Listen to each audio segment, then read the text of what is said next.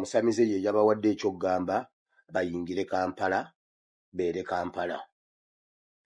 Ekintu kyokwera Kampala tekina we kikwataganira na buyonjo. Alright, omulogo wa President Yoweri Kaguta Museveni ebibye ebyongedde ddala okubeera nga byonooneka. Obadde okimanyi ye yamutumye okuteekawo National Cleaning Day ambikuletedde mu maaso ate olowooza ddiiru teyiise batya ogenda kubeera nga obinyonyoka. Abaana b'enkyukakyuka kye bamukoze bagambye nedda aba NRM bakubye enduulu mu maaso awo nabo mbakuletedde. Nyongera okujjukiza vidiyo sooka gimpereka like bw'omase subscribinga wegatte ku mukutu gwaffe guno. Olunaku olwaliro nga bwe nkugambye omukulu amanyikiddwa nga Pastor ayina bwino mupya gwaleese gwe Munnayuganda aleewo gwe njagala osooka owulirize otuwulire eby'eddala gw'olowooza Pastor byayogedde eby'eddala gye biri oba nedda. Bw'otandika okubeera ng'osubscribinga nyongera okujjukiza subscribinga wegatte ku mukutu gwaffe guno. Sooka owulirize Pastor ayina byayisaawo ku President Yoweri Kaguta Museveni tumaye tuyongereyo n'ebirala ebyenkuletedde olunaku olwaleero.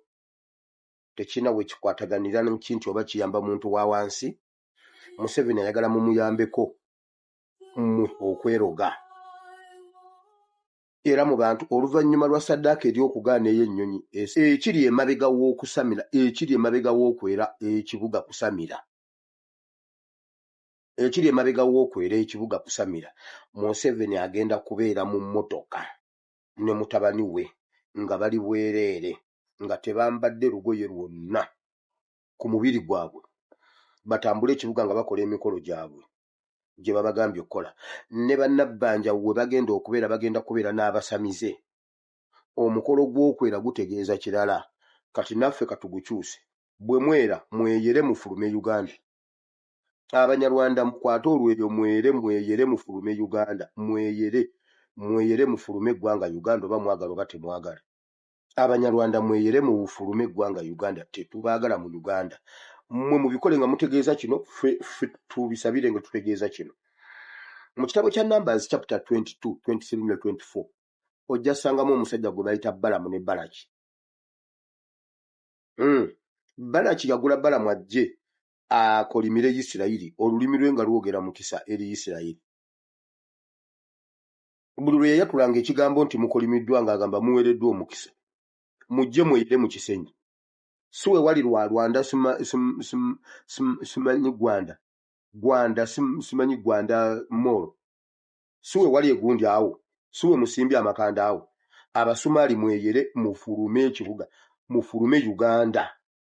Muteeko olweyo wansi mugogoro omwala nga mwegogola muve mu Uganda mudde ewamu.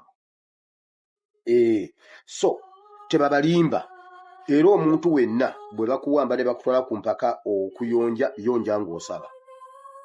Alright, ndowooza muwulidde bulungi nnyo Pastor Asimwe n'omukulu President Yoweri Kaguta Museveni. Oh my God, bwe bebeera nga bituufu eby'eddala omusamize owa President Yoweri Kaguta Museveni yaleesewa yatumye General Cleanliness Abannayuganda basobola okubeera nga beerabira ebintu ebimu eby'eddala His Excellency Robert Kyagulanyi bano basajja agenda kubakozesa ensobi. Njagala osooka owulirize abaana b'enkyukakyuka abo bagamba nti no singa yabadde His Excellency Robert Kyagulanyi nga yagambye Abannayuganda balongoose eggwanga Uganda olunaku olwaleero singa Uganda kati ssaawa zino is one of the most clean country ever to exist in the entire world. Mugenda wamubuuliriza mu comment section mulowooza bituufu oba nedda. Sooka owulirize akatambi kano tumaye tuyongereyo. Senga Robert Kyagulanyi Ssentamu ye yayimiridde n'agamba bannayuganda okukeera okulongoosa. Walirabye street bwe zijjula bannayuganda. Naye olw'okuba mmwe abantu mwesibako beesibe abantu bagambye katwebaka otulo twaffe gasiya. Sente ze bawa omusolo zikola ki? Temuyina wadde we muyisobola kusonga nti atutereezezzaako wano. Kakati wano mujje tukwatire wamu. Tewali. Ne yalibadde nga security bannayuganda ate be bakuumye emirembe ate abalinga nga abakuuma ddembe ate mwe mutabangula emirembe. Amasasi gasiiba gavuga mu kibuga. Tulinga nga abali mu war zone. Bannayuganda bawonawo buwonyi we mugira nga muyoola nga mutwala. Kakati mulowooza musobola oleeta enfuga y'e Rwanda. Bali Abanyarwanda bafala. Ekyo nkikubuulira. Oli Kagame ye yafunayo akatundu n'asibirako enkolobe. Kaakube ebifaananyi n'alyoka akulaga nti Rwanda girabe bwenyirira. Ng'ate nga kasi katono. Ebyo bannayuganda tebajja bikkiriza. Bano abantu baagala kubayigiriza ngeri gye basobola kuba controllingamu nti newankubadde bano bannayuganda tebatwagala bwe tubagamba kino balina okukikola era bakikola ebyo bye mwagala kati ssente y'omuwi w'omusolo yeekola ki kubanga temuyinaako we muyinza kusonga nti wano wateredde tewali mwe mulowooza ssente y'omuwi w'omusolo erina kubeerawo okusasula misaala gyammwe gy'abakozi ba gavumenti ng'ate tebalina kye bakola nazaakubba nazaakugula mamundu kutta bannayuganda kati mwabadde musuubira mugenda gamba bannayuganda bazuukuke era ababadde balongoosa babadde b'amagye poliisi ne bano bandya nabo be babadde ku sitwiti bannayuganda babiganye beebasootulo paka saawa ze bakkiriza otambula buno obusajja bwagala yigiriza bannayuganda nti wadde tubakolako ebikolobero bwe tubagamba kino mukikole kaakati busooka ne buyita mu kintu gwe kyolaba ekimeekinga sensi mbukulongoosa kati oli bwawulira kulongoosa agamba yeye ffenna twagala okubeera kiriini naye ng'eggwanga enkuba etonnya buli nkuba lwetonnya abasuubuzi bafiirwa emmaali yaabwe ekyo tebakinogeranga ddagala balaba birabe bwe muba mwagala ekibuga oba Uganda okutereera waliwo ebintu bye mulina okusooka okukola okunoonya we basuula kasasiro mu Kampala awo ogenda mujjawo ogenda kufunawa ebibuga bye mwagala bye muwoza mbu simanyi abazungu bo tebasuula kasasiro bayinaawo okumusuula wano na wali waliwo awo okusuula kasasiro e Uganda kaliwo kaakati eyali badde nga City Council sente ezitwala mu bungi naye era nayo terongoosa kibuga bonna babeera mu kwekwasa bwekwasa akasente konna ne bakalya ne bakateeka mu matama kaakati mulowooza bannayuganda mbu bo basiru mbu bo bajjako era bannaye mumanyiira mmwe mbwa mmwe mpulidde akasiru nga kagamba mbu anti tugenda tandika obbajja mu mayumba era mujja bikola lwampaka ate nga bannayuganda era tebajja bikola oyo gasiya wammwe mukwate ba Natasha mukwate ba Peshe mukwate baani bonna badde ku sitwiti balongoose eggwanga libayonoonye gwanga mulyonoonye yemmwe mwonoonye kubanga ezirina okulongoosa mmwe muzirya gwe n'obeera awo nga Eva tolina wadde woosobola kusonga senga abadde Kyagulanyi nga yabagambye nti bannange nti bannayuganda nti atukeere ku makya tukole bwe tuti walirabye munnayuganda bwajjula bwati balikedde na kiro sawa 18 naye beebasootulo naye gwozanyisa tuyina kunooma tewali kirungi busajja obwo kye butwagaliza newe bwerimbika mu kuleeta ekirungi bubeera ne ggoole embi eri ensi oba eri bannayuganda temutubuulira gasiya wammwe wamma Yes, His Excellency Robert Kyagulanyi Ssentamu tuvuddeyo mu kuyonja naye tanapu ebadde wansi abantu bafunye mulangago tukusaba munnange ekibanga kino ekintu kituufu tusaana tukikole tubuulire okiba si kituufu era tubuulire abamu tulirwedde okuwuliriza mukama waffe kyatugamba the elected president of Uganda nze gyenva bakuyonja naye tanapu ebadde wansi naye ekintu kibadde nti abasinga badde babuuza nti bakirininga ku ddiiru ki nga basasula omusolo nga ssente babbanzibe nga malwaliro teri ddagala baba bakirininga ku ddiiru ki atisi bandi badde bakirininga nga banaye bafuniramu so His Excellency Robert Kyagulanyi Ssentamu bannange kati gwalina okuvayo ogambe eggwanga kituufu kulongoosa gyawe kutuufu oba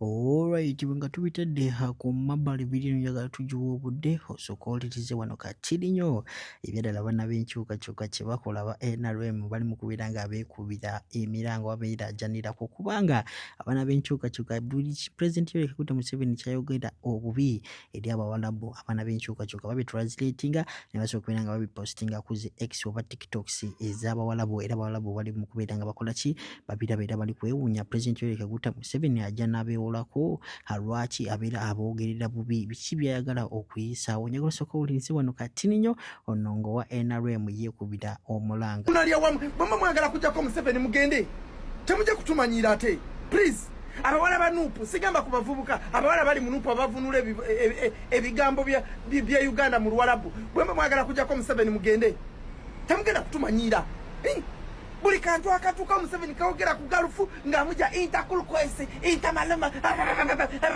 ate mwabali mu kubologa shaitani ibilishi munakufa nini shaitani nyinyi umbwa Dangarakata makako umbwa nyinyi munakufa nini hamwende mkamtopa kama mnataka kumtoa hapo umbwa Gasia mwende mumtope kwa pale Uganda waliwo ebikazi bya Nuupu NUP simanya NUP mulimu ebiwala biberawo buli ekituuka wano mu galufu nga bikiza mu Luwarabu Museveni byabayogedde ku basajja eri mu Luganda abawala ba Nuupu mubidda ne mubivunula mu Luwarabu namwe mutufuukidde ekizibu abawala bako aba Nuupu oba muli bafutu sojo oba muli baki temututama ate nze sinnalabayo wa NRM akola content w'okulabisa eddungu oba mbwe akola breaking news. It is us ab'ekisinde fa abeefuza okukola breaking news kati kambabulire mugenda kwefuga eno si Uganda mukole breaking news ku Uganda yokka bweti eyatulema si bwe kiri temugenda kutumalako mirembe tewali bwe tuwayiriza ffeffe nnyini fe abasiiwuusa empisa abasiiwulidde wano ku ddungu ffeffe nnyini ab'ekisinde mundage akaunti yowa NRM ng'alabisa eddungu mumundage mwe mujje ebyobufuzi bya Uganda byaggwa tulinde after 5 years tujja kuddamu naye nga twogera ku Uganda si ku ddungu oba tunuulira ate temwina kye musobola kunkola mmwe tewali n'abagambidde abaana b'enkyukakyuka kye bakola ba NRM left right to the center njagala musooke muwulirize kabaka wa foreign policy naye ng'ayogera ku biki ebigenda mu maaso ssaawa zino mu ggwanga Uganda era Uganda what risks are they likely to face in the coming future sokolabe tumukyongere breaking news gye tulina twabadde tukyalindiridde omanyi baatuteekako travel advisory eno etufuukidde ekizibu etufuukidde ekizibu nabagamba ku eno stage foreign policy tujja tegeera ki kyezikola tujja tegeera foreign policy kyezikola nga gwe nakugamba ekintu kimu tugenda mu New Uganda oba oyagala oba togedeni nembuuza where is Honorable Muwanga Kivumbi nkiddamu Honorable Muwanga Kivumbi aliwo abakulu mwamutuwala mwayimiriza poliisi mwayimiriza na poliisi nemuyimiriza poliisi nemujja mu mmotoka ye poliisi ya Uganda twabalaba nga kamera zonna zaali zikutte NBS ye yaliwo where is Honorable Muwanga Kivumbi aliwa yetumwetaaga so national cleaning day nenze nganda batuyina ebizibu bingi nnyo okusinga ku national cleaning day anyway national cleaning day America atugambye tuyina Ebola kidamu America atugambye tuyina Ebola bakulu so saagala tutoa no twebuzebuze tukyayina ekirwadde ky'Ebola Ebola tuyina okudiringa n'Ebola ono okusobola okukola ki okusobola okutugala era n'ebifaananyi ebimu tufuna kati okuva ku international airport naye etandise okukalira ebitundu ebimu tewakyali nnyo abantu bayimiriranga edda nga nnyonyi ku nnyonyi naye olw'ekirwadde kino ekyabola eky'Ebola kirabika kitandise okutukositinga so twagalawo Honorable Muwanga Kivumbi ye mu mutuwe ne ba political prisoners bonna basigadde batebedde ntusobola okukola ki tusobola okulaba ekiddako kubanga omusajja yekyabakula yabagamba His Excellency Kyagulanyi akomawo maanyi nakuga tulinde the return of His Excellency Kyagulanyi Ssentamu Robert yokka gye tulinze oba enaabira ya myaka 10 tetujja kulinda after all ffe tetuli ku panic tetulina panic si ffe bakubye travel advisory ban so twagendako mu wiiki eno yennyini yes ndowooza lwali lunaku lwakusatu ngenda kuzomwezi 22 twagenda kawo ne tugenda mu African Union Summit yatula mu ggwanga erya Ghana ne tugamba Geno Secretary wa African Union gwe bayita George Kaseya ne tumugamba mwana soko tuyisize uko kino kyenjogerako mampita wa Google policy yenze kabaka wazo kidamu yenze kabaka wa Google kakati negano kanga bawe so twagende wa George Kaseya ne tumugamba nti asobola okutuyisiza uko United States of America etujeko travel advisory eno jibateko naga kino kikacha sanction nene sanction mugenda kujiulira kidamu kino kikacha sanction mugenda kujiulira bajita foreign policy kidamu bajita foreign policy nga tuli mu American foreign policy matambulya kati esawe eno olutalo balita de-dollarization, the fight for American dollar dominance era nga tuli mu kintu kyebayita the superior majorities. Ugandans are going to get back their power. Bagenda kugafuna tugenda kufuna Uganda obaddi tugenda kugifuna kubanga nakugamba nti olutalo no lugenda maaso lunene nnyo n'okusinga mu amaaso gamwe gakola ki wegalaba, so just keep it here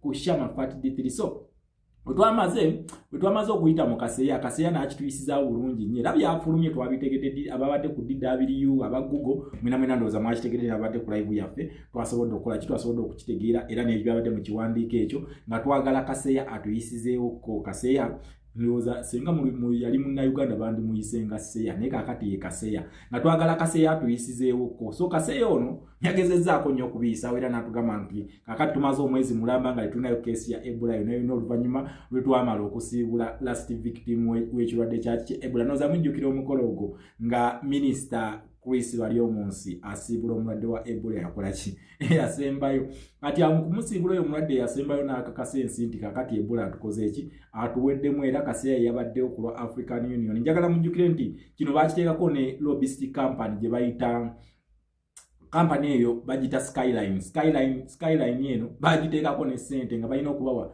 emitwalo 2 ejja $2 buli mwezi okuba nti ekola ki gye tukubira poko ba PR eri mu ggwanga lya United States of America okuba nti nno babakakasa nti tulina Ebola batuggyeko advisory. Economy egenda nkiddamu economy egenda kubanga luno olutalo kati kino ekintu ekigenda maaso kitunulidde nnyo tourism industry. So ekibanga kitunulidde tourism industry kitegeeza nti essaawa yonna twandiga kaaba. So kakati United States of America ngenda kuzomwezi 24 olunaku lwabadde lwaggulu yatugambye bakulu tuyina Ebola